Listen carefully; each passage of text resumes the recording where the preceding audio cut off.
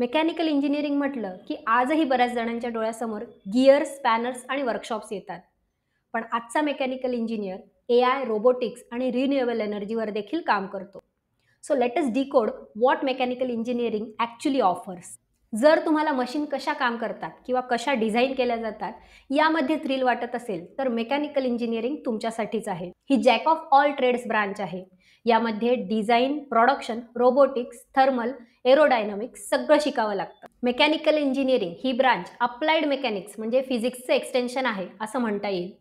त्यामुळे जर तुम्हाला थिओरॉटिकल फिजिक्स कंटाळवाणं वाटत असेल, प्रॉब्लेम सॉल्व्हिंगमध्ये पेशन्स कमी पडत असतील किंवा प्रॅक्टिकल लॅब्स बोरिंग वाटत असतील तर मेकॅनिकल इंजिनिअरिंग शिकणं थोडं टफ वाटू शकतं.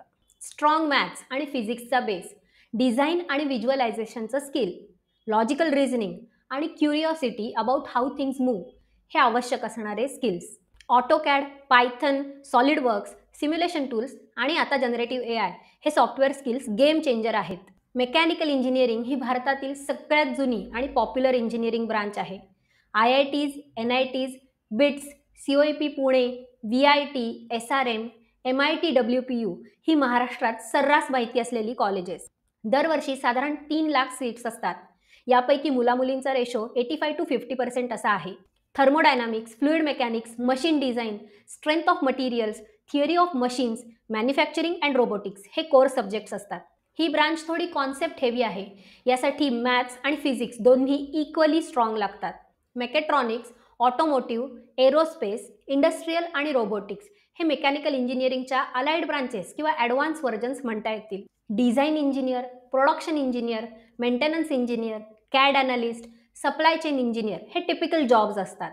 स्टार्टिंग सॅलरी वार्षिक 4 ते 6 लाख, पण एक्सपिरियन्सनुसार डिझाईन, R&D आणि मॅन्युफॅक्चरिंगच्या लीडरशिप रोलमध्ये 15 ते 20 लाखापर्यंत सहज जाऊ शकतात. मेकॅनिकल इंजिनिअरिंगमध्ये मास्टर्स करण्यासाठी जर्मनी, USA, कॅनडा हे ड्रीम डेस्टिनेशन्स आहेत, कारण या ठिकाणी मॅसिव्ह ऑटोमोटिव्ह आणि रोबोटिक्स इंडस्ट्रीज आहेत. भारतात देखील ग्रीन एनर्जी, एरोस्पेस आणि इलेक्ट्रिकल व्हेकल्स या फील्डमध्ये मोठ्या प्रमाणावर रिसर्च चालतो. ॲव्हरेज मेकॅनिकल इंजिनियर हा प्रोडक्शन फ्लोअरवर काम करतो. स्टेबल पण routine job. Above and beyond जायचं असेल तर काय करायचं? MTech किंवा MS घेऊन डिझाईन, रोबोटिक्स किंवा एनर्जी सिस्टीम्समध्ये स्पेशलायझेशन करा. MBA करून ऑपरेशन्स, सप्लाय चेन किंवा प्रोजेक्ट मॅनेजमेंटमध्ये जम्प घ्या. ऑटोमेशन किंवा AI इंटिग्रेटेड मॅन्युफॅक्चरिंगमध्ये स्वतःला रिस्किल करा. मेकॅनिकल इंजिनिअरिंग म्हणजे फक्त मशीन्स नाही, it's a frame of mind to build, simplify and innovate. So don't just choose your branch, choose your curiosity.